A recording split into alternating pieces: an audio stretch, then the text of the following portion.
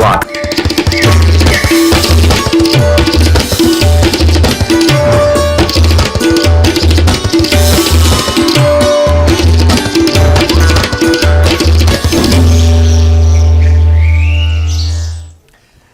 नमस्कार, good morning. एक नई सुबह की शुरुआत के साथ हम हाजिर हैं एक नए तेवर और नए कलेवर के साथ नया सवेरा के इस खास अंक को लेकर। मैं हूं गौरव श्रीवास्तव और मेरे साथ मेरी सहयोगी हैं आंचल गुलाटी गुंबर। आज शुक्रिया गौरव। अगले 1 घंटे में हम जानेंगे देश और दुनिया से बड़ी खबरें, और बड़ी खबरों का अगर हम जिक्र कर रहे हैं तो 26/11 में जिस तरह से जो तहव्वुर राणा हैं उनके प्रत्यर्पण को मंजूरी दी है अमेरिका ने, इस पर करेंगे खास बातचीत। वहीं कर्नाटक में सियासी जो सरगर्मियां हैं वो पल पल बदलती हुई, और सूत्रों के हवाले से सिद्धरामैया हो सकते हैं कर्नाटक के नए मुख्यमंत्री, इस पर भी करेंगे बात। साथ ही साथ बात होगी कारोबार जगत और खेल जगत से जुड़ी हुई। लेकिन निगाह डालते हैं सबसे पहले टॉप स्टोरीज यानी कि हेडलाइंस पर।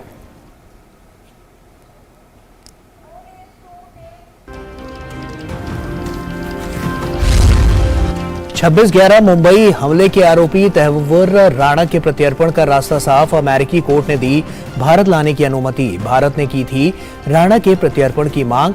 डेविड कोलमैन हेडली के सहयोगी राणा को थी मुंबई हमले से जुड़ी महत्वपूर्ण जानकारी। सूत्रों के मुताबिक कांग्रेस ने सिद्धरामैया के नाम पर लगाई मोहर। सिद्धरामैया होंगे कर्नाटक के अगले मुख्यमंत्री। डीके शिव कुमार संभालेंगे डिप्टी सीएम पद की कमान। पार्टी ने बेंगलुरु में आज बुलाई विधायक दल की बैठक। प्रधानमंत्री नरेंद्र मोदी आज नई दिल्ली के प्रगति मैदान में अंतर्राष्ट्रीय संग्रहालय एक्सपो का करेंगे उद्घाटन। नॉर्थ ब्लॉक और साउथ ब्लॉक में आगामी राष्ट्रीय संग्रहालय के एक वर्चुअल वॉक थ्रू की भी करेंगे शुरुआत।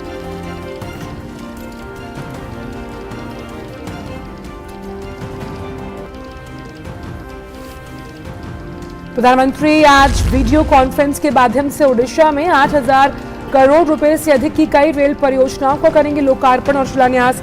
प्रधानमंत्री पुरी और हावड़ा के बीच वंदे भारत एक्सप्रेस को भी दिखाएंगे हरी झंडी। 100% विद्युतीकृत रेल नेटवर्क का भी करेंगे उद्घाटन।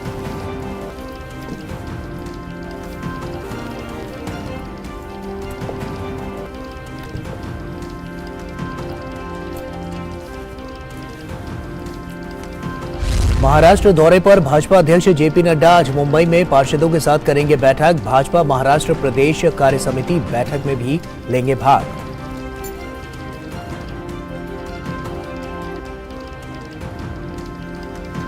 अमेरिकी राष्ट्रपति बाइडेन ने अमेरिका ऋण डिफॉल्ट डील तक पहुंचने की जताई उम्मीद। महीनों के लंबे गतिरोध के बाद राष्ट्रपति बाइडेन और प्रतिनिधि सभा के अध्यक्ष केविन मैककार्थी बातचीत के लिए हुए सहमत।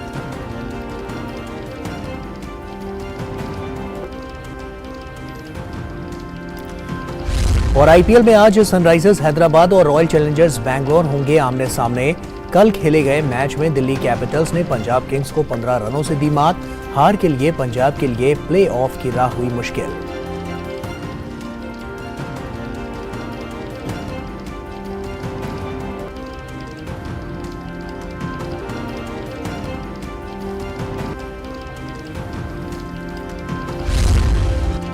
मैनचेस्टर सिटी ने कटाया चैंपियंस लीग के फाइनल का टिकट। सेमीफाइनल के दूसरे लेग में रियल मैड्रिड को 4-0 से दी मात। बर्नार्डो सिल्वा ने दागे 2 गोल।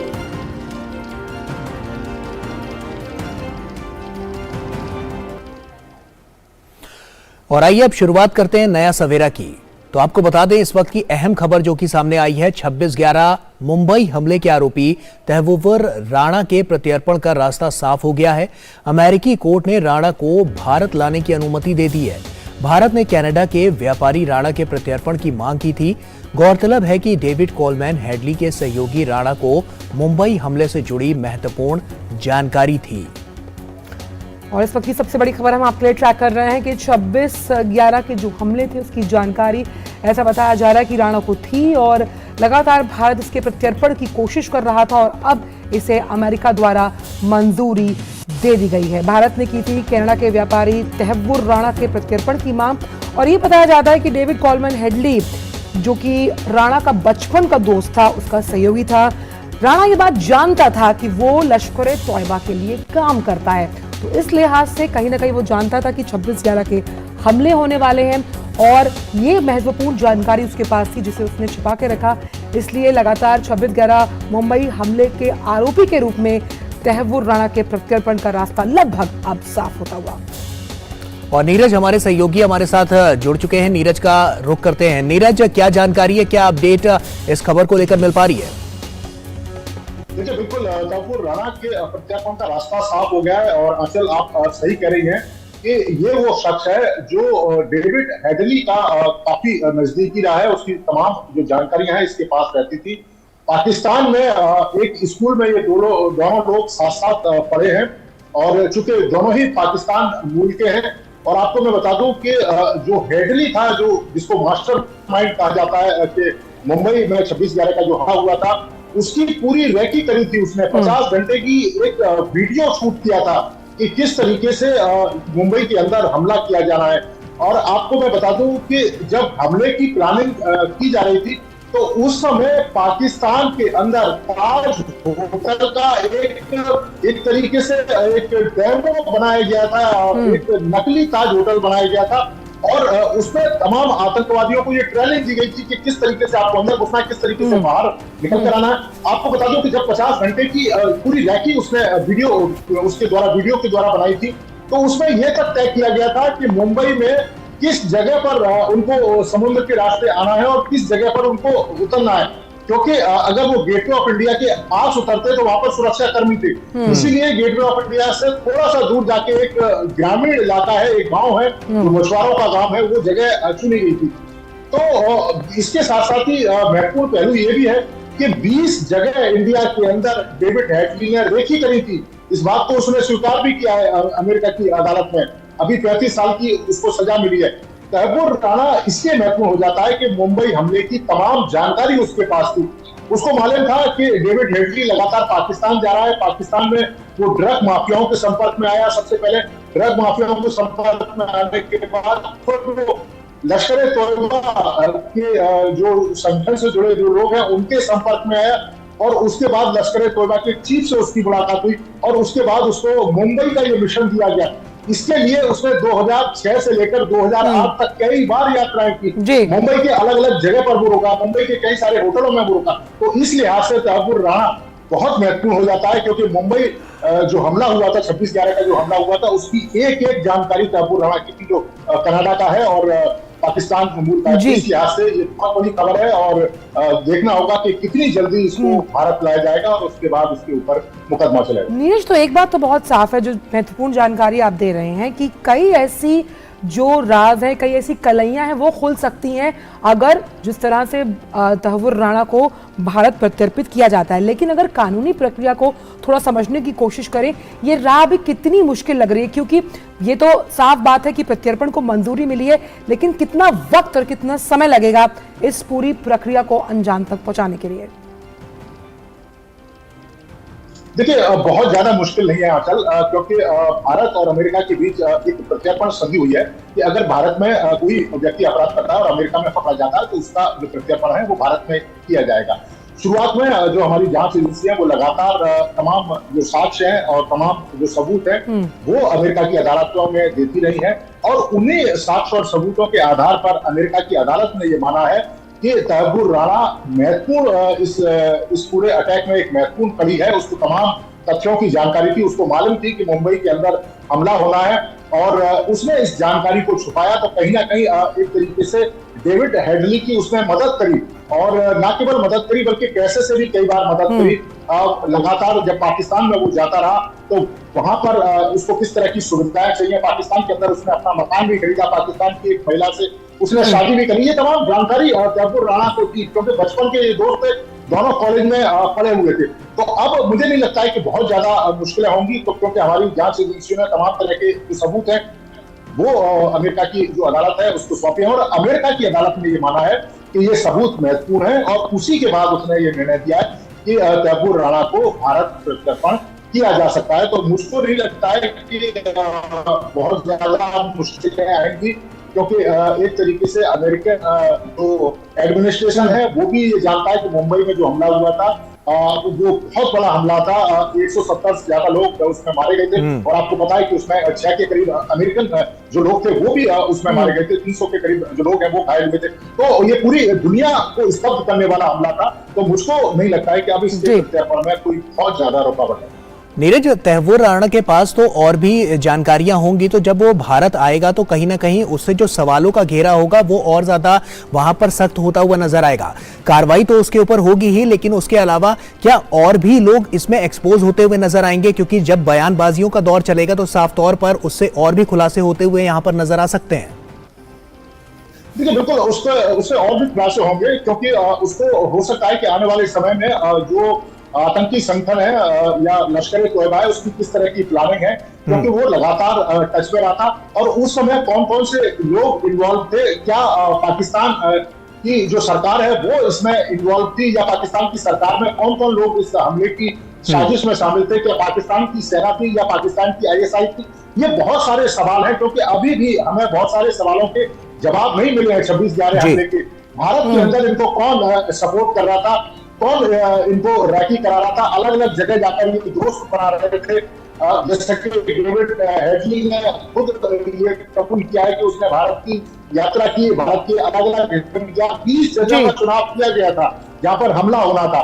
उन 20 जगहों की उसने बाकायदा वीडियो रिकॉर्डिंग भी की। उस वीडियो रिकॉर्डिंग पे पाकिस्तान में कई घंटे लगातार चर्चा हुई। उसके बाद ये तय किया गया कि मुंबई के अंदर हमला किया जाएगा। इससे पहले दिल्ली में भी रेकी की गई थी और दिल्ली में सबसे पहला प्लान दिल्ली में ही हमला करने का था, लेकिन आखिरी समय में उसको बदला गया और उसके बाद मुंबई में हमला करना तय किया गया। तो इस लिहाज से तहव्वुर राणा तो इससे पूछताछ काफी महत्वपूर्ण है और हमारे जो अभी तक कई सारे सवालों के जवाब नहीं मिले वो आने वाले समय में जवाब मिल सकते हैं। तो ये हमारे लिए कह सकते हैं कि एक बहुत बड़ी चीज। बहुत संक्षिप्त में नीरज, किन किन धाराओं के तहत जो आरोप हैं वो लगाए गए हैं, अगर बात की जाए तहव्वुर राणा की? क्योंकि जो मैं पढ़ पा रही हूँ उसमें हत्या की साजिश, युद्ध छेड़ना, ये जालसाजी, ये तमाम वो आपराधिक धाराएं हैं जो उस पर लगाई गई हैं। देखिए, बिल्कुल आप सही कह रही हैं, ये तमाम धाराएं हैं। हमारी जो राष्ट्रीय जांच एजेंसी है उन्होंने अपनी इन्वेस्टिगेशन में ये लगाए हैं, क्योंकि ये पूरी तरीके से इन्वॉल्व था हमारे। जी, तो नीरज यहाँ पर महत्वपूर्ण जानकारियां देते हुए कि जिस तरह से तहव्वुर राणा जब भारत आएगा तो मार दिया गया इन आतंकवादी हमलों में, तो इस लिहाज से काफी महत्वपूर्ण था ये। और ये तमाम जो धाराएं हैं बिल्कुल जायज ठहराती हैं, क्योंकि इसको पूरी जानकारी थी किस तरीके से हमला किया जा रहा है, किस तरीके से लोगों का नरसंहार किया जा रहा है। आप देखें उन वीडियोस को, देखें किस तरीके से रेलवे स्टेशन पर इन्होंने हमला किया, चुन चुन के होटल के कमरों के अंदर लोगों को मारा। तो उस लिहाज से वो बहुत महत्वपूर्ण है और ये तमाम लगाई गई है। अच्छा नीरज, ये भी बहुत बड़ी बात है, आपसे आगे इस पर चर्चा करेंगे कि लश्कर-ए-तोयबा से इस पूरे प्रकरण का कनेक्शन होना और ये पता होना ये कितना ज्यादा अहम हो जाएगा। इन सवालों के जवाब गौरव मिलने बहुत जरूरी हैं जब ये तहव्वुर राणा भारत लाया जाएगा प्रत्यर्पण संधि के अंतर्गत। बहुत बहुत शुक्रिया नीरज इन तमाम जानकारियों को हमसे साझा करने के लिए। तो कई ऐसे मासूम लोग थे जिनकी जान गई थी, कई ऐसे पुलिस प्रशासन से जुड़े लोग थे जिन्होंने अपने प्राणों को न्यौछावर कर वहां जो लोग थे उन्हें बचाया था। तो आज उनके लिए भी एक बड़ा दिन। ऐसे में इस प्रत्यर्पण को लेकर जब भारत लेकर आया जाएगा राणा को, तो बड़े खुलासे होने की यहाँ पर उम्मीद जताई जा रही है। वक्त एक छोटे से ब्रेक का। Indian Maritime University brings you the most prestigious and adventurous career in merchant navy and marine engineering with world-class infrastructure and sprawling campus at 6 locations. It's not just a career but an ocean of opportunities. Indian Maritime University, a central university recognized by Government of India. Admissions open for 2023 to 24. प्रधानमंत्री श्री नरेंद्र मोदी की अगुवाई में देश को खुले में शौच से मुक्त बनाने के लिए 2014 में आरंभ किया गया स्वच्छ भारत मिशन न केवल एक जन आंदोलन बना, बल्कि इसे विश्व की बड़ी व्यवहार परिवर्तन योजना का गौरव भी मिला। स्वच्छ भारत मिशन ग्रामीण की अपार सफलता के बाद जरूरत थी इस परिवर्तन को स्थायी बनाने की, और इस लक्ष्य को हासिल करने के लिए स्वच्छ भारत मिशन के दूसरे चरण यानी कि ODF+ की शुरुआत की गई। साथियों, खुले में शौच से मुक्ति के बाद अब दायित्व और बढ़ गया है। देश को ODF के बाद ODF+ बनाने के लक्ष्य पर काम चल रहा है। अब हमें कचरे से कंचन बनाने का काम को तेज करना है। पूरे देश में ODF प्लस या संपूर्ण स्वच्छता पर खास ध्यान दिया जा रहा है। स्वच्छता केंद्रित जागरूकता अभियानों के द्वारा जन जन तक स्वच्छता की सीख, पेंटिंग और फिल्म मेकिंग जैसे नए और रोचक तरीकों से पहुंचाई जा रही है।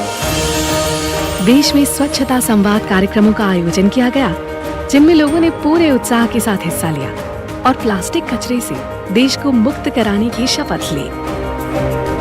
जैविक कचरे के निपटान और उससे अतिरिक्त आमदनी पाने के बारे में भी लोगों को जागरूक किया जा रहा है, जिससे बड़ी संख्या में लोग गोबर धन योजना से जुड़ रहे हैं और गोबर से बायोगैस एवं जैविक खाद के उत्पादन को बढ़ावा मिल रहा है।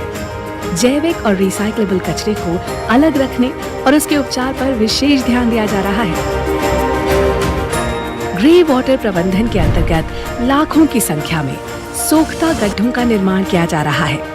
इसके अलावा पुराने एक गड्ढे वाले शौचालयों को रेट्रोफिट करके 2 सोख्ता गड्ढों वाले शौचालयों में बदला जा रहा है और मल प्रबंधन पर भी विशेष ध्यान दिया जा रहा है। देश भर में लोगों का उत्साह और जन भागीदारी इस बात का प्रमाण है कि आत्मनिर्भरता का ये मॉडल लोगों तक पहुंच रहा है और हमारे गांव ODF से ODF प्लस की ओर अग्रसर हो रहे हैं। लेकिन देश को संपूर्ण स्वच्छ बनाने के इस अभियान को मंजिल तक पहुंचाने के लिए अभी हमें लंबा रास्ता तय करना है, जिसके लिए सभी देशवासी पूरे जज्बे से कोशिश कर रहे हैं। और इन्हीं कोशिशों के कारण आज हमारा देश स्वच्छता से स्वावलंबन की ओर अग्रसर है।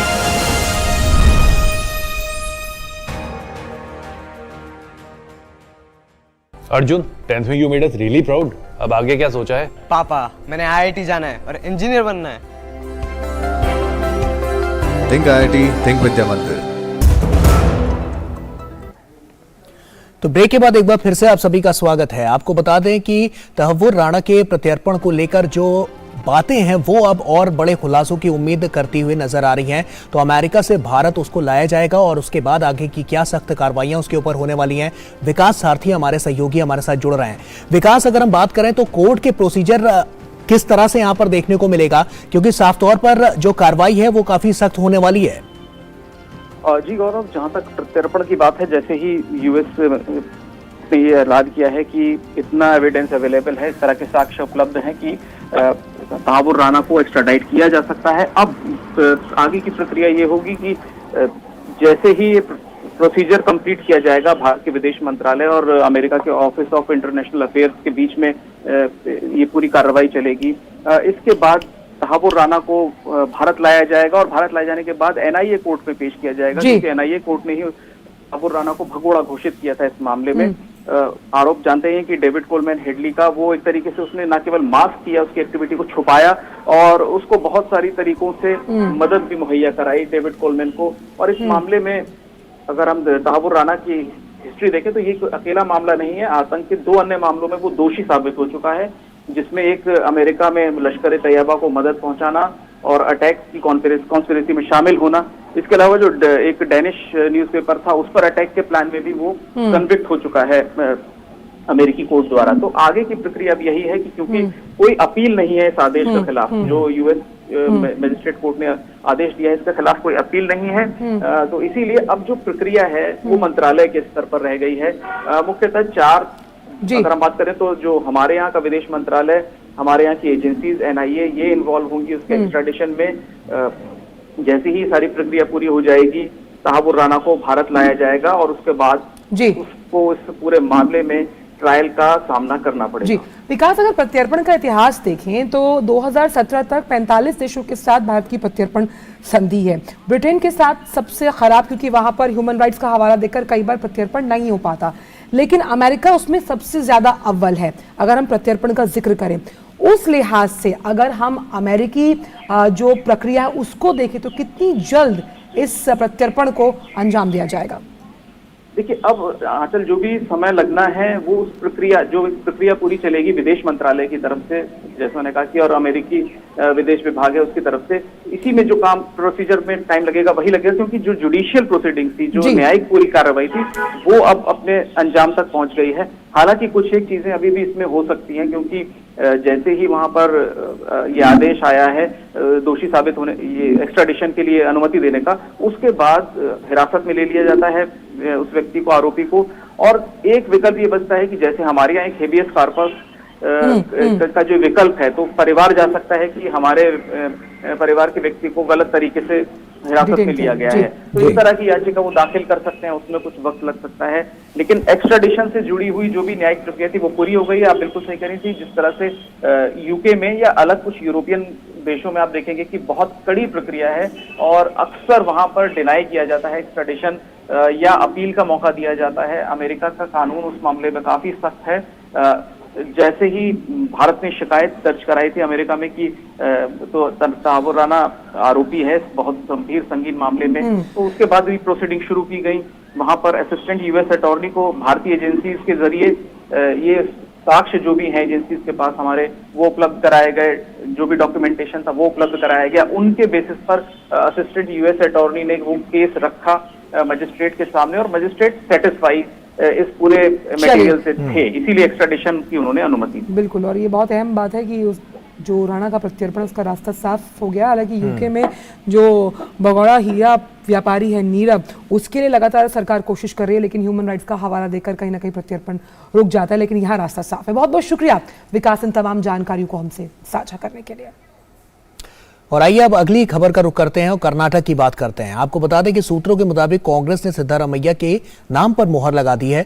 सिद्धारमैया कर्नाटक के अगले मुख्यमंत्री होंगे और डीके शिव कुमार डिप्टी सीएम पद की कमान संभालेंगे।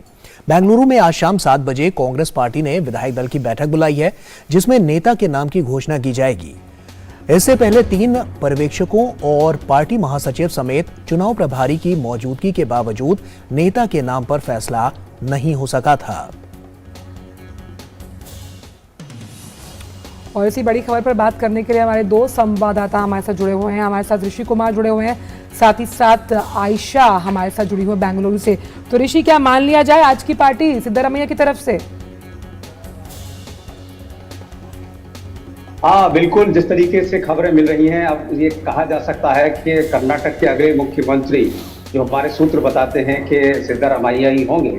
और जिस तरीके से इस पे 4-5 दिनों की जो पूरी की पूरी घटनाक्रम रहा है, उससे कहीं ना कहीं कांग्रेस को ये सोचना होगा कि एक नेता के चुनाव करने में उन्हें अगर इतनी मुश्किल आ रही है, तो आने वाले चुनाव में, आने वाली परिस्थितियों में कांग्रेस किस तरीके से अपनी रणनीति बनाएगी, ये उनके लिए जरूर मंथन का विषय होगा। लेकिन अब ये कहा जा सकता है कि सिद्धारमैया कर्नाटक के अगले मुख्यमंत्री होंगे। लेकिन इसके साथ साथ जो दूसरा महत्वपूर्ण पहलू है कि डीके शिव कुमार की क्या भूमिका होगी, तो उसके लिए भी जो सूत्र बताते हैं उप मुख्यमंत्री पद के लिए उनको स्वीकार कर लिया गया है, बल्कि उन्होंने स्वीकार किया है। और आला कमान तो चाहता ही था कि उनको जो है हर हाल में सरकार में शामिल कराया जाए। लेकिन जो पूरी की पूरी परिस्थिति थी, उसमें डीके शिव कुमार किसी भी हालत में मुख्यमंत्री पद से नीचे कंप्रोमाइज करने के लिए तैयार नहीं थे, और इसी वजह से ये मामला 4-5 दिनों तक टलता रहा। लेकिन अंततोगत्वा जो परिस्थितियां बताती हैं उसके अनुसार डीके शिव कुमार मान गए हैं। और जो सूत्र बताते हैं उसमें उनके साथ जो डील हुई है उसमें कहा जा रहा है कि 2 मंत्रालय, महत्वपूर्ण मंत्रालय, और संभवतः जो कर्नाटक के कांग्रेस के अध्यक्ष का जो पद है वो उनके पास बना रहेगा। तो कुल मिलाकर डीके शिव कुमार ने कुछ हद तक कंप्रोमाइज किया है, लेकिन उनकी जो परिस्थिति है और वो जो रणनीति है, और जिसमें ये भी कहा जा रहा है कि 2 साल और 3 साल का जो फार्मूला है, जिसमें कि 2 साल तक सिद्धारमैया और उसके बाद डीके शिव कुमार मुख्यमंत्री बनेंगे। तो ये पूरी जो परिस्थिति है, जो कवायद है, आज शाम 7 बजे और स्पष्ट हो जाएगी आधिकारिक रूप से जब इसकी घोषणा होगी। जी चलिए ऋषि, आप बने रहिए हमारे साथ, और आयशा भी हमारी सहयोगी बेंगलोर से हमारे साथ जुड़ रही हैं। आयशा भी आप हमारे साथ बने रहिए, क्योंकि काफी महत्वपूर्ण ये पूरा मसला है, और इस पर जिस तरह से अब सिद्धारमैया के हाथों अब जो कर्नाटक की कमान देने की बात सामने आई है, इस पर आगे भी बहुत इंटरेस्टिंग हो गया है कि किस तरह से इसमें अब आगे और जो पेच है वो खुलेंगे, इस पर बात करेंगे, लेकिन वक्त छोटे से ब्रेक का है। Indian Maritime University brings you the most prestigious and adventurous career in merchant navy and marine engineering with world-class infrastructure and sprawling campus at 6 locations. It's not just a career but an ocean of opportunities. Indian Maritime University, a central university recognized by Government of India. Admissions open for 2023 to 24. तंदुरुस्ती बहुत चीजों पे depend करती है, पर खाने के मामले में एक सिंपल फॉर्मूला है। बस यूं समझिए कि प्लस और माइनस का खेल है। देखिए, आटा, चावल, तेल, दूध और नमक खरीदते समय प्लस एफ के निशान को चुनिए। ये फोर्टिफाइड फूड्स हैं जिनसे आपको संपूर्ण पोषण मिलेगा। और खाने में घी, तेल, नमक और चीनी को कीजिए थोड़ा माइनस, तो प्लस एफ और थोड़ा कम, है ना simple. Eat right, stay fit, तभी India super hit. Indian Maritime University brings you the most prestigious and adventurous career in merchant navy and marine engineering with world-class infrastructure and sprawling campus at 6 locations. It's not just a career but an ocean of opportunities. Indian Maritime University, a central university recognized by Government of India. Admissions open for 2023 to 24. तो break के बाद एक बार फिर से आप सभी का स्वागत है। और कर्नाटक में किस तरह की सियासी हलचल है, इस वक्त आयशा हमारे साथ बेंगलुरु से जुड़ रही हैं। आयशा का रुख करते हैं। आयशा, लगातार दिल्ली में तो उठापटक हमने देखी कि किस तरह से आला कमान ने जो फैसला दिया है अब उसको मंजूरी भी मिल गई है, तो ऐसे में आज की अगर हम बात करें तो कर्नाटक में क्या हलचल नजर आ रही है, वहां के ताजा हालात क्या कह रहे हैं? जी देखिए, कल से ही लगभग कर्नाटक में तैयारियां शुरू हो चुकी थी कि सिद्धरामैया मुख्यमंत्री बनने वाले हैं, तो उनके घर के सामने कल लगातार हजारों की संख्या में उनके प्रशंसक वहां पर पहुंचे और काफी ढोल और गाना बजाना चलता रहा उनके घर के सामने। और उनकी जो कॉन्स्टिट्यूएंसी है मैसूर वरुणा में भी उत्सव का माहौल है। इस वक्त भी उनके गांव में उत्सव का माहौल है और तमाम लोग वरुणा जो मैसूर क्षेत्र में, ओल्ड मैसूर क्षेत्र में है उनकी कॉन्स्टिट्यूएंसी, वरुणा में सेलिब्रेशन शुरू हो गई हैं।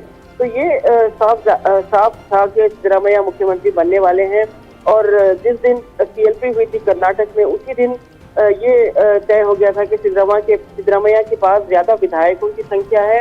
और उसी दिन ये भी तय था कि 20 तारीख को सिद्धरामैया शपथ ग्रहण करेंगे। लेकिन बीच में डीके शिव कुमार ने ये मानने से इनकार कर दिया और सिद्धरामैया के नेतृत्व में काम करने से इनकार कर दिया था। तो इसके चलते लगातार बैठकों का सिलसिला दिल्ली में हुआ और आखिरकार डीके शिव कुमार को मनाना पड़ा। लेकिन डीके शिव कुमार की एक शर्त थी कि अगर सोनिया गांधी उनसे बात करती हैं, सोनिया गांधी उनसे कहती हैं कि ये फॉर्मूला मान लें, तभी वो मानेंगे। तो कांग्रेस की आला कमान का, कांग्रेस के नेताओं ने आखिरकार सोनिया गांधी से उन तक संदेश पहुंचाया है कि वो इस फॉर्मूले को माने कि कर्नाटक में 50-50 की जो पावर शेयरिंग फॉर्मूला है वो एक्सेप्ट करे। देखिए, लगातार शुरू से सोनिया गांधी का झुकाव डीके शिव कुमार की ओर रहा और राहुल गांधी का झुकाव जो था वो सिद्धरामैया के पक्ष में था। ऐसे में डीके शिव कुमार को कहीं ना कहीं थोड़ी उम्मीद बन रही थी कि कहीं सोनिया गांधी उनके नाम पर मोहर लगा सकती हैं। तो इसी बात को लेकर वो अड़े हुए थे दिल्ली में कि उन्हें सोनिया गांधी से बात करने दिया जाए। लेकिन सोनिया गांधी इस वक्त शिमला में है। लेकिन कल देर रात उन्हें सोनिया गांधी की तरफ से संदेश पहुंचा और वो इस फॉर्मूले को मान गए। आयशा, को संक्षिप्त में आपसे जानना चाहूंगी कि वो कहते हैं ना कि मन का हो तो अच्छा और मन का ना हो तो और भी अच्छा, तो क्या डीके शिव कुमार के लिए बात कही जा सकती है? जी, आंचल अपना सवाल दोहराएं। आयशा, ये कहा जाता है ना कि मन का हो तो अच्छा, मन का ना हो तो और भी अच्छा, तो क्या डीके शिव कुमार के लिए ये जो मुहावरा ये सटीक बैठता है इस परिस्थिति में? देखिए, डीके शिव कुमार के लिए तो इस वक्त अब मुख्यमंत्री का पोस्ट उन्हें मिला है, तो जाहिर है वो इस पोस्ट को संभालने की पूरी कोशिश करेंगे। लेकिन कहीं ना कहीं वो खटास जो उनके मन में आ गई है, जो ये साफ जाहिर हो गया है कि कई विधायक उनके साथ नहीं रहे, कई विधायकों ने उनके समर्थन में नहीं खड़े दिखाई दिए, तो कहीं ना कहीं एक खटास जो है ये पैदा हो गई है सिद्धरामैया और डीके शिव कुमार के बीच में। तो ऐसे में आगे चलकर डीके शिव कुमार, आयशा, क्या आने वाले समय में ऐसी स्थिति जो इस वक्त हम राजस्थान में देख रहे हैं, क्योंकि अशोक गहलोत जब मुख्यमंत्री बनाए गए थे तब इसी तरह सचिन पायलट ने उनके लिए मेहनत की थी, तो क्या ये जो स्थिति हम राजस्थान में देख रहे हैं कांग्रेस की, आने वाला कर्नाटक इस तरह से तो नहीं होने वाला है? जी देखिए, राजनीति में कुछ भी कहा नहीं जा सकता, क्योंकि ये जो राजनीति और रणनीति होती है राजनीतिक नेताओं की, इसमें कह नहीं सकते कि कल क्या डीके शिव कुमार भी सचिन पायलट की तरह कोई चुनौती पोस्ट करेंगे। लेकिन डीके शिव कुमार की तरह डीके शिव कुमार के सामने बड़ी चुनौती है कि वो पहले अपने केसों से निपटे, जो उन पर आय से अधिक संपत्ति का मामला है और ईडी के केसेस हैं। इन तमाम वो पूरी कोशिश करेंगे कि इन तमाम केसों से वो निर्दोष होकर निकले, उसमें वो क्लीन चिट मिले। तो सुप्रीम कोर्ट में उनकी अगली सुनवाई जो है 16 जुलाई को है। तो उसके बाद ये तय करेंगे कि कैसे ये तमाम जो उलझने, कानूनी उलझने में वो जकड़े हुए हैं, तो ये उलझनों से कैसे उभर कर निकले, और तब डीके शिव कुमार एक नए तौर पर अपनी चुनौती पेश कर सकते हैं। चलिए, शुक्रिया आयशा आपका भी, और ऋषि आपका भी हमसे जुड़ने के लिए और तमाम जानकारियां हमसे साझा करने के लिए। बढ़ते आगे और बात करते हैं अगली खबर को लेकर। प्रधानमंत्री आज नई दिल्ली के प्रगति मैदान में अंतर्राष्ट्रीय संग्रहालय एक्सपो 2023 का उद्घाटन करने वाले हैं। आजादी का अमृत महोत्सव के हिस्से के रूप में 47वें अंतर्राष्ट्रीय संग्रहालय दिवस का जश्न मनाने के लिए अंतर्राष्ट्रीय संग्रहालय एक्सपो का आयोजन किया जा रहा है। इस वर्ष के लिए अंतर्राष्ट्रीय संग्रहालय दिवस का विषय संग्रहालय स्थिरता और कल्याण है। संग्रहालय एक्सपो को संग्रहालय पेशेवरों के साथ संग्रहालयों पर एक समग्र बातचीत को शुरू करने के लिए डिजाइन किया गया, ताकि वह भारत की सांस्कृतिक कूटनीति में महत्वपूर्ण भूमिका निभाने वाले सांस्कृतिक केंद्रों के रूप में विकसित हो पाए। कार्यक्रम के दौरान प्रधानमंत्री नॉर्थ ब्लॉक और साउथ ब्लॉक में आगामी राष्ट्रीय संग्रहालय के एक वर्चुअल वॉक थ्रू का उद्घाटन करेंगे। ये संग्रहालय भारत के अतीत से संबंधित उन ऐतिहासिक घटनाओं, व्यक्तित्वों, विचारों और उपलब्धियों को उजागर करने और प्रदर्शित करने का एक व्यापक प्रयास है, जिन्होंने भारत के वर्तमान के निर्माण में योगदान दिया। प्रधानमंत्री अंतर्राष्ट्रीय संग्रहालय एक्सपो के शुभंकर, ग्राफिक नोवेल, संग्रहालय में एक दिन, भारतीय संग्रहालयों की निर्देशिका, कर्तव्य पथ के पॉकेट मानचित्र के साथ साथ संग्रहालय कार्ड का भी विमोचन करने वाले हैं। इस कार्यक्रम में दुनिया भर के सांस्कृतिक केंद्रों और संग्रहालयों से अंतर्राष्ट्रीय प्रतिनिधिमंडल भाग लेंगे। और गिरीश निशाना हमारे सहयोगी हमारे साथ जुड़ रहे हैं। गिरीश का रुख करते हैं। Girish, good morning. और साथ ही क्योंकि आज बहुत महत्वपूर्ण दिन है, और इस महत्वपूर्ण दिन में क्या बड़ी बातें होने वाली हैं?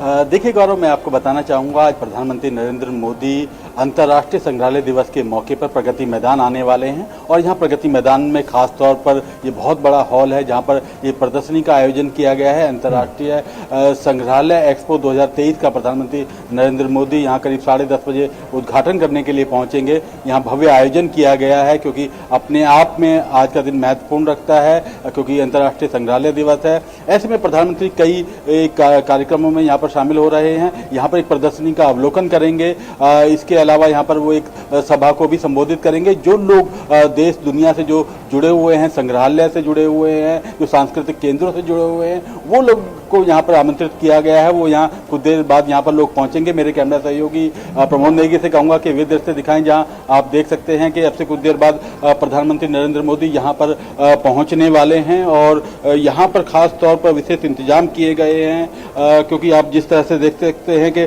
प्रधानमंत्री अंतर्राष्ट्रीय संग्रहालय एक्सपो के शुभंकर को ग्राफिक नॉवेल जो है संग्रहालय में एक दिन, भारतीय संग्रहालय की निर्देशिका, कर्तव्य पथ के पॉकेट मानचित्र और संग्रहालय कार्ड को भी विमोचन करेंगे। और यहाँ पर एक प्रदर्शनी लगाई गई है। गौरव और आंचल, मैं बताना चाहूँगा, यहाँ पर काफ़ी संख्या में जो संग्रहालय हैं उन्होंने अपनी प्रदर्शनी लगाई है, तो एक अलग यहाँ पर माहौल है। यहाँ पर आप जान सकते हैं, इतिहास के बारे में जान सकते हैं, सांस्कृतिक विरासत के बारे में जान सकते हैं। और मैं बता रहा था कि जिस तरह से प्रधानमंत्री एक शुभंकर का भी लॉन्च करेंगे, तो अंतर्राष्ट्रीय संग्रहालय एक्सपो का शुभंकर चन्नापट्टनम कला शैली में लकड़ी से बनी डांसिंग गर्ल का समकालीन वर्जन है। द ग्राफिक नॉवल राष्ट्रीय संग्रहालय में आने वाले बच्चों के एक समूह को चित्रित करता है, जहां वे संग्रहालय में उपलब्ध करियर के विभिन्न अवसरों के बारे में सीखते हैं। भारतीय संग्रहालय की निर्देशिका भारतीय संग्रहालय का एक व्यापक सर्वेक्षण है। कर्तव्य पथ का पॉकेट मैप विभिन्न सांस्कृतिक स्थानों और संस्थानों पर प्रकाश डालता है। तो अपने आप में यहाँ पर बहुत कुछ खास है इस प्रदर्शनी के अंदर, क्योंकि देश दुनिया के जो लोग हैं वो यहाँ पर मौजूद रहेंगे, जो संग्रहालय से जुड़े हुए लोग हैं वो यहाँ पर देखे जा सकते हैं। तो अपने आप में एक अलग माहौल यहाँ पर है और प्रधानमंत्री कुछ देर बाद यहाँ पर इस प्रदर्शनी का उद्घाटन करेंगे और ये प्रदर्शनी जो है 3 दिनों तक चलने वाली है। आज से आरंभ होकर 20 मई तक चलेगी और जो लोग हैं वो यहाँ पर आके देख सकते हैं, न केवल भारत की बल्कि अंतर्राष्ट्रीय स्तर पर जो संग्रहालय हैं उनके बारे में जान सकते हैं, चाहे पुलिस मेमोरियल हो, चाहे भारतीय पुरातत्व सर्वेक्षण हो, चाहे कोई भी संग्रहालय हो, किसी भी राज्य का संग्रहालय हो, वहाँ उसकी जानकारी मिल सकती है आराम से। जी, तो संस्कृति के संरक्षण के लिए ये आज जो एक्सपो है ये काफी अहम होने वाला है। इसमें प्रधानमंत्री जो है वो आज शिरकत करेंगे, इस पर रहेगी हमारी खास नजर। बहुत बहुत शुक्रिया गिरीश इन तमाम जानकारी को हमसे साझा करने के लिए। और आइए अगली खबर का रुख करते हैं। आपको बता दें कि प्रधानमंत्री नरेंद्र मोदी आज वीडियो कॉन्फ्रेंसिंग के माध्यम से ओडिशा में 8,000 करोड़ रुपए से अधिक की कई रेल परियोजनाओं का शिलान्यास और लोकार्पण करेंगे। कार्यक्रम के दौरान प्रधानमंत्री पुरी और हावड़ा के बीच वंदे भारत एक्सप्रेस को भी हरी झंडी दिखाएंगे। ये रेलगाड़ी ओडिशा के खोर्धा, कटक, जाजपुर, भद्रक, बालेश्वर जिलों और पश्चिम बंगाल के पश्चिम मेदिनीपुर, पूर्वा मेदिनीपुर जिलों से गुजरेगी। ये रेलगाड़ी यात्रियों को आरामदायक और सुविधाजनक और कम समय में यात्रा का अनुभव प्रदान करेगी। इससे पर्यटन को बढ़ावा मिलेगा और क्षेत्र में आर्थिक विकास में तेजी आएगी। प्रधानमंत्री पुरी और कटक रेलवे स्टेशनों के पुनर्विकास की आधारशिला भी रखेंगे। पुनर्विकसित स्टेशनों में रेल यात्रियों को विश्व स्तरीय अनुभव प्रदान करने वाली सभी आधुनिक सुविधाएं होंगी। पीएम ओडिशा में 100% विद्युतीकृत रेल नेटवर्क का उद्घाटन करेंगे। इससे परिचालन और रखरखाव लागत कम होगी और आयातित कच्चे तेल पर निर्भरता कम होगी। संबलपुर टिटलागढ़ रेल लाइन के दोहरीकरण का भी लोकार्पण करेंगे। बिछूपाली छरतरभा के बीच नई ब्रॉड गेज लाइन का भी लोकार्पण करेंगे। इससे ओडिशा में इस्पात, बिजली और खनन क्षेत्रों में तेजी से औद्योगिक विकास के फलस्वरूप यातायात की बढ़ती मांगें पूरी हो सकेंगी और इन रेल खंडों में यात्रियों की आवाजाही पर दबाव कम करने में भी मदद मिलेगी।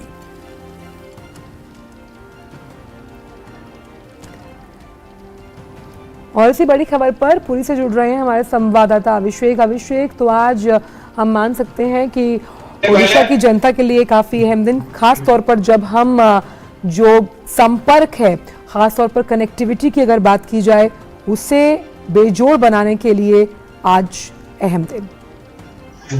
बिल्कुल आंचल, देखिए उड़ीसा के लिए, बंगाल के लिए, दोनों के लिए काफी बड़ा दिन।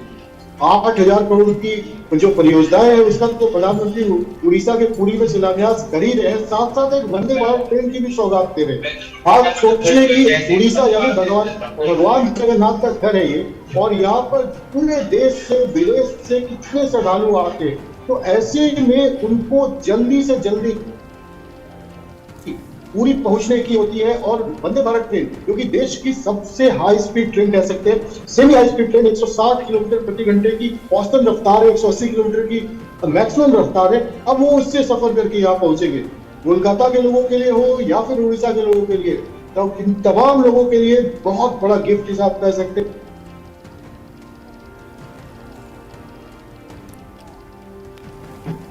आंचल, तमाम वो फैसिलिटीज है जो इसके पहले की ट्रेन में आपने देखे।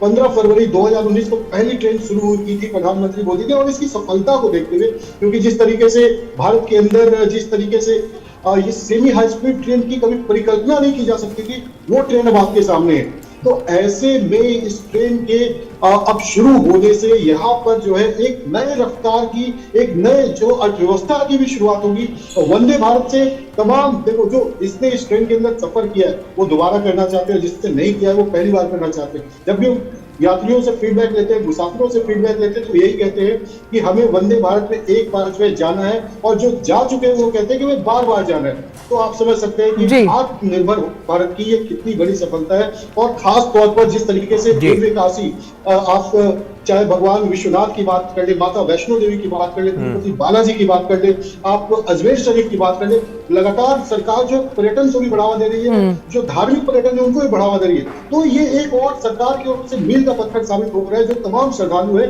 और जगन्नाथपुरी आने वाले जो भगवान जगन्नाथ के जो लाखों श्रद्धालु हुए उनके लिए। जी, शुक्रिया अभिषेक, तमाम जानकारियां हमसे साझा करने के लिए। आप नजर बनाकर रखिए, हम आगे भी आपसे अपडेट लेते रहेंगे। बहरहाल आपका बहुत बहुत शुक्रिया तमाम जानकारियां साझा करने के लिए। और वक्त यहां पर एक छोटे से ब्रेक का हो गया है, जल्द लौटते हैं। Indian Maritime University brings you the most prestigious and adventurous career in merchant navy and marine engineering with world-class infrastructure and sprawling campus at 6 locations. It's not just a career, but an ocean of opportunities. Indian Maritime University, a central university recognized by Government of India. Admissions open for 2023 to 24. हर दिन, हर पल, बनती खबरें, बदलती दुनिया, हम लेकर आते हैं आपके लिए बड़ी खबरें, संपूर्ण कवरेज, ताकि आप रहें खबरों के बीच हमारे साथ। मिड डे प्राइम हिंदी सोमवार से शुक्रवार दोपहर 1 बजे सिर्फ डीडी न्यूज पर। ब्रेक के बाद सभी का स्वागत। और अब रुक करते हैं प्रधानमंत्री नरेंद्र मोदी की जो यात्राएं हैं उससे जुड़ी हुई, लेकिन फिलहाल रुक कर लेते हैं एक बार ब्रेक का।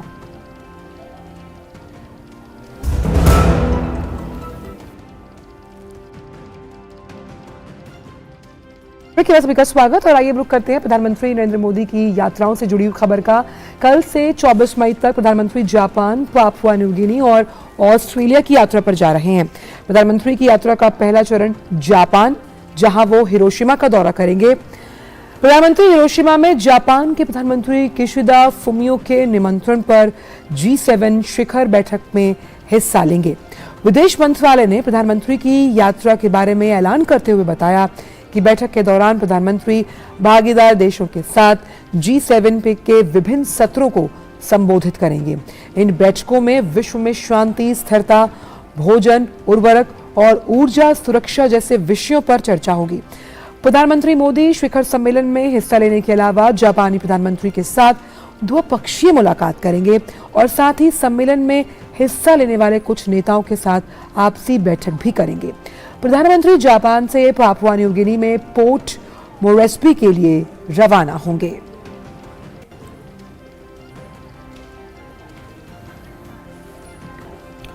और अमृतपाल हमारे सहयोगी हमारे साथ जुड़ रहे हैं। Amritpal, good morning. और इसी के साथ, क्योंकि काफी महत्वपूर्ण ये पूरा दौरा बताया जा रहा है, और ऐसे में इस दौरे को लेकर क्या तैयारियां हैं और साफ तौर पर दोनों देशों के बीच जो संबंध है वो और कैसे प्रगाढ़ होते हुए नजर आएंगे?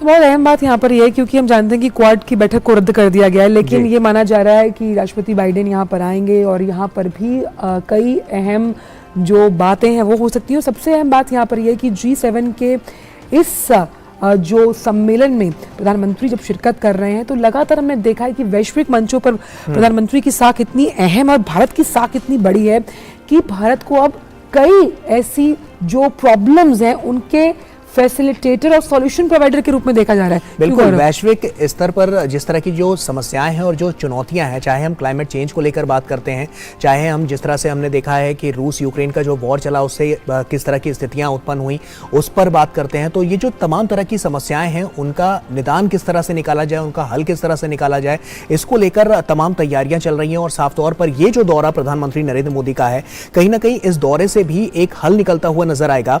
और इस दौरे से साफ तौर पर यह भी बातें निकलती हुई सामने आएंगी कि टेक्नोलॉजी के लिहाज से और इंफ्रास्ट्रक्चर के लिहाज से भारत में जो बड़े पैमाने पर जो काम हो रहा है, जो शहर हैं उनको और ज्यादा हाईटेक बनाने का काम हो रहा है, तो उसमें भी कहीं ना कहीं ये जो दौरा है वो मील का पत्थर साबित होगा। और भारत और जापान के रिश्तों का अगर जिक्र करें तो वो बहुत अहम है, और ख़ास तौर पे शिंजो आबे के समय से और अब फुमियो किशिदा भी जब अभी भारत आए थे तब मैं और आप ही बुलेटिन पढ़ रहे थे, उस वक्त हमने देखा कि एक गर्मजोशी, एक ऊष्मता दोनों जो राष्ट्राध्यक्ष हैं उनमें है, और ये कहीं ना कहीं हम देखेंगे G7 में भी। हम अमृतपाल से आगे आज के जर्नी में चर्चा करेंगे कि किस तरह से ये दौरा कितना अहम है और बहुत ज़्यादा ये तमाम जो देश हैं उनके लिए बहुत अहम साबित हो सकता है आने वाले समय में। और एक आइए देखते हैं कि अमृतपाल सिंह ने वहां G7 की तैयारियों का जो जायजा लिया है उस पर देखते हैं उनसे जुड़ी हुई एक खास खबर। शनिवार से शुरू हो रही 2 दिवसीय G7 मीटिंग के लिए हिरोशिमा तैयार है। वर्ल्ड लीडर्स यहां कल पहुंचना शुरू करेंगे। शुक्रवार शाम प्रधानमंत्री नरेंद्र मोदी यहां पहुंचेंगे। शनिवार और रविवार में प्रधानमंत्री मोदी 3 आउटरीच सेशंस में हिस्सा लेंगे। उनकी interventions food security, gender, education, climate change, environment, sustainability, sustainable development और एक स्थिर और शांतिमय वर्ल्ड ऑर्डर कैसे इस्टेब्लिश किया जाए उसको लेकर होंगी। इसके अलावा प्रधानमंत्री अपने काउंटर पार्ट्स G7 मुल्कों से, इनवाइटेड पार्टनर कंट्रीज से, उनसे भी मुलाकातें करेंगे। G7 प्राइमरीली एक आर्थिक समूह के तौर पर शुरू हुआ था, पर अब ये इंक्रीजिंगली जो वैश्विक मुद्दे हैं जैसे counter terrorism, development, global supply chains का रेस्टोरेशन, इन मुद्दों पर भी विचार विमर्श करता है। तो स्वाभाविक है कि यूरोप में चल रही रूस और यूक्रेन के बीच में जो जंग चल रही है उस पर भी G7 खास नजर डालेगा। कैमरामैन के राणा के साथ Amritpal Singh, DD news, Hiroshima. और इसी खबर पर ज्यादा जानकारी के साथ हमारे संवाददाता अमृतपाल जुड़ गए हैं सीधे हिरोशिमा से। अमृत, बहुत बहुत स्वागत आपका नया सवेरा में। तो जिस तरह से हम आपका वॉक थ्रू देख रहे थे, G7 जो कि एक आर्थिक संगठन के रूप में शुरू हुआ था, लेकिन अब उसके पास चुनौतियां अहम है, जिसमें सप्लाई चेन के डिस्ट्रप्शन की हम बात कर रहे हैं और ये इस समय में हो रहा है जब रूस और यूक्रेन के बीच स्थितियां ठीक नहीं है।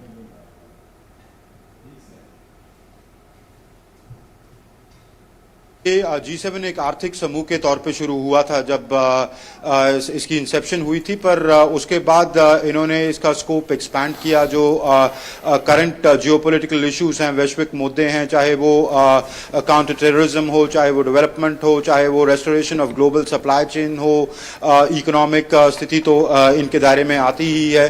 तो क्लियरली जो प्रेसिंग इश्यूज हैं अपने टाइम के, उन पर ये विचार विमर्श करते हैं इस शिखर सम्मेलन में। इन्होंने एक्सपैंड किया। पहले 8 कंट्रीज हुआ करते थे जिसमें रशिया भी था, पर फिर जब क्राइमिया की एनेक्सेशन हुई तो इन्होंने रशिया को उस समूह से बाहर कर दिया। फिर G7 हो गया, 7 बड़ी अर्थव्यवस्थाएं दुनिया की।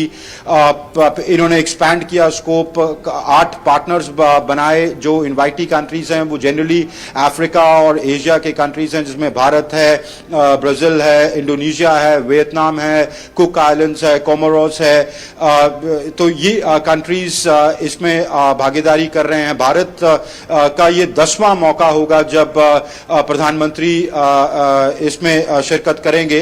प्रधानमंत्री मोदी खुद बतौर प्रधानमंत्री 3 बार G7 की शिखर सम्मेलन में शिरकत कर चुके हैं। तो अब ये स्कोप एसेंशियली काफी ब्रॉडन हुआ है। ग्लोबल साउथ के क्या एजेंडाज हैं, उनकी क्या कंसर्न्स हैं, क्लाइमेट एक बड़ा मुद्दा है। स्वाभाविक है कि इस बार जो यूरोप में जंग चल रही है रूस यूक्रेन के बीच में, वो प्रोमिनेंटली फिगर करेगी। तो ये सब मुद्दे इस बार जब शनिवार को ये लीडर्स मिलेंगे तो ये इन सभी मुद्दों पर विचार विमर्श होगा। जी चलिए, शुक्रिया अमृतपाल, तमाम जानकारियां हमसे साझा करने के लिए। आप नजर बना कर रखिए, काफी अहम ये पूरा दौरा होने वाला है और इस दौरे में क्या बड़ी बातें निकलकर सामने आएंगी ये भी हम दर्शकों तक पहुंचाएंगे। बहुत बहुत शुक्रिया आपका। और आइए देखते हैं देश भर से जुड़ी कुछ खास खबरें फटाफट अंदाज में। भारतीय जनता पार्टी के राष्ट्रीय अध्यक्ष जेपी नड्डा 2 दिवसीय महाराष्ट्र दौरे पर आज मुंबई के सिद्धिविनायक मंदिर में दर्शन और पूजा अर्चना करेंगे। इसके साथ ही मुंबई में पार्षदों के साथ भी बैठक करेंगे। अपने दौरे के दौरान भाजपा अध्यक्ष समाज के गणमान्य व्यक्तियों के साथ संवाद करेंगे। इसके अलावा कौशल विकास कार्यक्रम में भी शिरकत करेंगे। इसके बाद पुणे में भाजपा महाराष्ट्र प्रदेश कार्य समिति की बैठक में हिस्सा लेंगे और पार्टी की राज्य स्तरीय कार्यकारी समिति को संबोधित करेंगे। केंद्रीय गृह और सहकारिता मंत्री अमित शाह आज श्री दिल्ली गुजराती समाज के 125 वर्ष पूरा होने के अवसर पर आयोजित अभिनंदन समारोह को करेंगे संबोधित। श्री दिल्ली गुजराती समाज की स्थापना 1857 में दिल्ली में बसे कुछ गुजरातियों ने की थी। जातीय जनगणना पर रोक के खिलाफ बिहार में नीतीश कुमार सरकार की याचिका पर आज सुप्रीम कोर्ट में सुनवाई होनी है। अदालत ने इस मामले को लेकर सुनवाई के लिए 2 सदस्यीय बेंच का गठन किया है, जिसमें जस्टिस अभय एस ओका और जस्टिस राजेश बिंदल शामिल हैं। फिल्म द केरल स्टोरी पर पश्चिम बंगाल और तमिलनाडु में बैन के खिलाफ फिल्म निर्माताओं की याचिका पर सुप्रीम कोर्ट आज करेगा सुनवाई से पहले पश्चिम बंगाल सरकार ने सुप्रीम कोर्ट में हलफनामा दाखिल कर फिल्म द केरला स्टोरी पर बैन लगाने के अपने फैसले का बचाव किया। हरियाणा के अंबाला से भारतीय जनता पार्टी के सांसद और पूर्व केंद्रीय मंत्री रतनलाल कटारिया का आज तड़के पीजीआई चंडीगढ़ में निधन हो गया। वो कुछ दिनों से अस्वस्थ थे।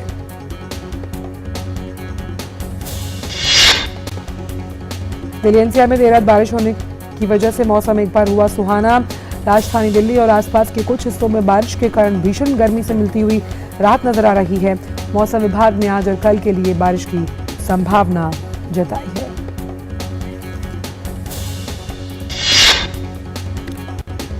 और आइए अब देखते हैं दुनिया भर की कुछ खास खबरें।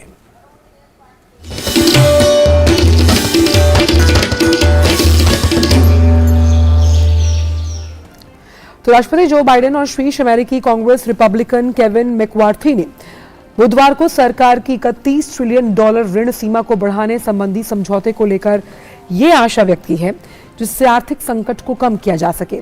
एक महीने के लंबे गतिरोध के बाद राष्ट्रपति जो बाइडेन और प्रतिनिधि सभा के अध्यक्ष बातचीत के लिए सहमत हुए। मंगलवार को 1 घंटे की डेट सीलिंग बैठक में राष्ट्रपति बाइडेन द्वारा स्पीकर केविन मैककार्थी के सहयोगियों के साथ सीधे बातचीत करने के लिए प्रबंधन और बजट कार्यालय के निदेशक शालंदा यंग और व्हाइट हाउस के वरिष्ठ सलाहकार स्टीव विक्शेट्टी का चयन किया गया। राष्ट्रपति बाइडेन ने कहा कि मंगलवार को घंटे भर चली बैठक अच्छी और प्रोडक्टिव थी, जिसमें समझौते की संभावनाओं के बारे में सकारात्मक माहौल बना। वहीं मैककार्थी ने रविवार तक इस समझौते तक पहुंचने के प्रति आशा जताई।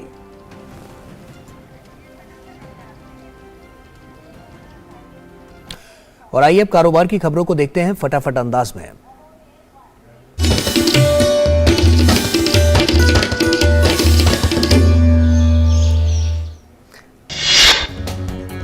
तो टेक कंपनी गूगल 2 साल से अधिक समय से इनएक्टिव जीमेल अकाउंट्स को बंद करने जा रही है।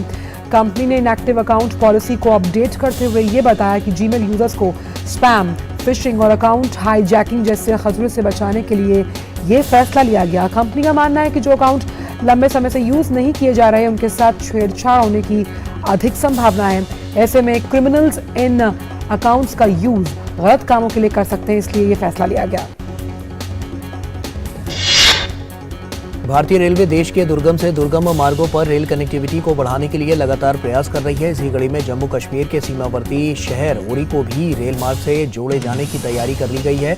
रेलवे के जम्मू कश्मीर के उरी को रेल नेटवर्क से जोड़ने के ऐलान के बाद स्थानीय लोगों में खुशी की लहर दौड़ गई।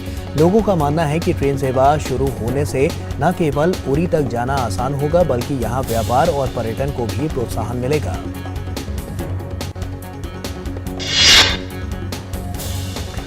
हफ्ते के तीसरे कारोबारी दिन बुधवार यानी कल भारतीय शेयर बाजार में दबाव देखने को मिला। कारोबार के आखिर में सेंसेक्स 372 अंक की गिरावट के साथ 61,560 पर बंद हुआ। वहीं निफ्टी 90 अंकों के दबाव के साथ 18,196 के स्तर पर। रियलिटी, आईटी, मेटल्स शेयर्स में बिकवाली देखने को मिली। एनर्जी, बैंकिंग, फार्मा शेयर्स में भी गिरावट नजर आई।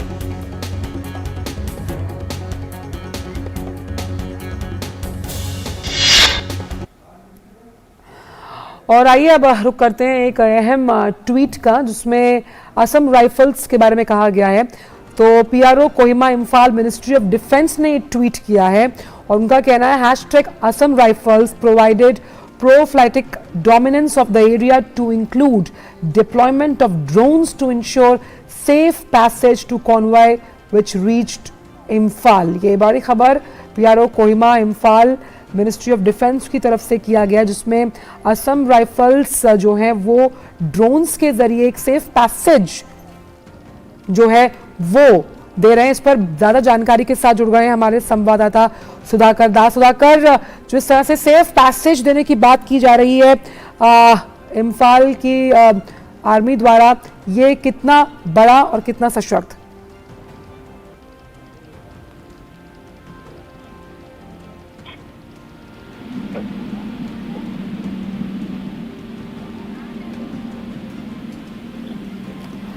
तो एक बार करेंगे हम अपनी ग्राफिक टीम से कि वो ट्वीट दोबारा दिखाएं कि जिस तरह से एक सेफ पैसेज की बात की जा रही है, जिसमें PRO Kohima Imphal Ministry of Defence साफ तौर पर ये कह रहा है कि Assam Rifles provided prophylactic dominance of the area to include deployment of drones.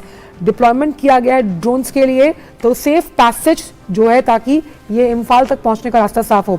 इस पर बातचीत करने के सुधाकर दास हमारे साथ जुड़ गए हैं। सुधाकर, कितनी बड़ी खबर इसको हम मान सकते हैं जब हम सेफ पैसेज उपलब्ध करवाने की बात कर रहे हैं?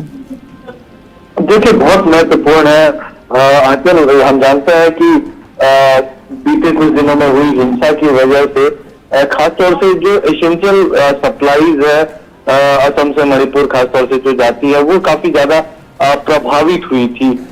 जो सामान्य तौर पर जो कमर्शियल व्हीकल्स है उसकी आवाजाही नहीं हो पा रही थी, तो उसकी वजह से चाहे इम्फाल हो या कुछ समीपवर्ती जिले हैं वहाँ कुछ सामानों की जो कह सकते हैं एक तरह से कमी हो सकती थी। तो उसको देखते हुए अब हम जानते हैं कि सुरक्षा स्थिति पूरी तरह से सुरक्षा बलों के नियंत्रण में है, चाहे आर्मी हो, असम राइफल्स हो, बीएसएफ हो, सीआरपीएफ हो, रैपिड एक्शन फोर्स हो, तो जो तमाम जो प्रभावित जगह पर पर्याप्त संख्या में वो तैनात है और लगातार उसको रिव्यू भी किया जा रहा है। तो ऐसे में जो बीते कुछ दिनों में जो आवाजाही नहीं हो पाई थी तो उसको सुनिश्चित करने के मकसद से अब ये एक कहीं जो कमर्शियल व्हीकल ले जाने वालों को डर था कि वो अकेले अगर ट्रैवल करते हैं तो उनको दिक्कत हो सकती है, तो उनको पूरी सुरक्षा प्रदान करते हुए कल ही 100 से भी ज्यादा जो व्हीकल्स है उनका ट्रांसपोर्टेशन किया गया। हम मान सकते हैं कि 128 वो जो व्हीकल्स हैं जो एसेंशियल गुड्स जिनकी हम बात करते हैं, जिसमें चावल है, चीनी है, दालें हैं, फ्यूल है, ये कैसे लोगों तक पहुंचे इसकी सुरक्षा ड्रोन द्वारा सुनिश्चित की जा रही है। इस ट्वीट के माध्यम से यही कहा जा रहा है।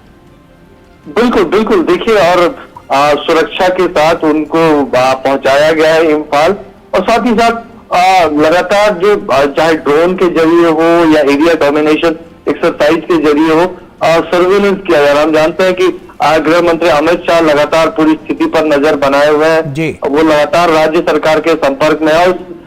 हफ्ते की शुरुआत में भी उन्होंने जो विभिन्न स्टेक होल्डर्स है, चाहे मणिपुर के मुख्यमंत्री हो, मैती समुदाय हो, विभिन्न जो ट्राइबल कम्युनिटीज है, उनके प्रतिनिधियों से भी बातचीत की थी।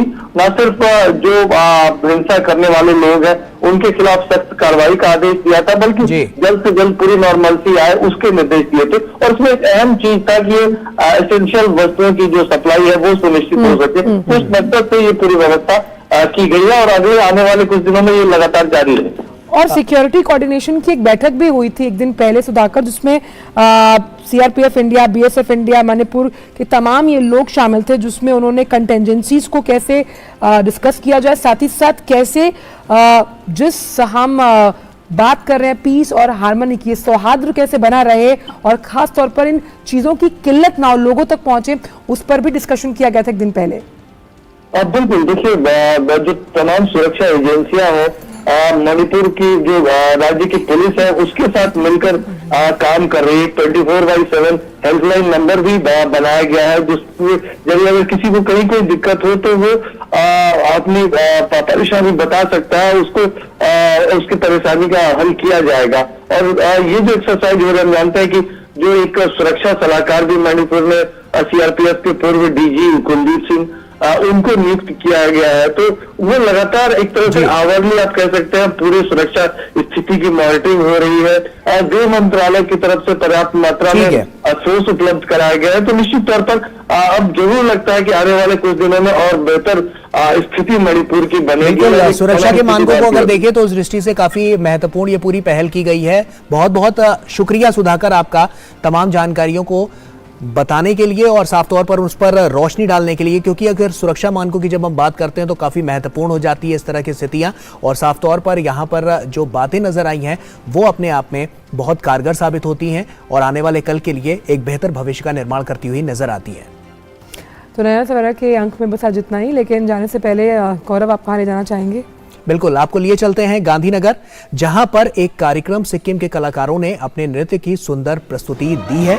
तो आप इस नृत्य का आनंद उठाइए। हमें और हमारी पूरी टीम को दीजिए इजाजत। नमस्कार।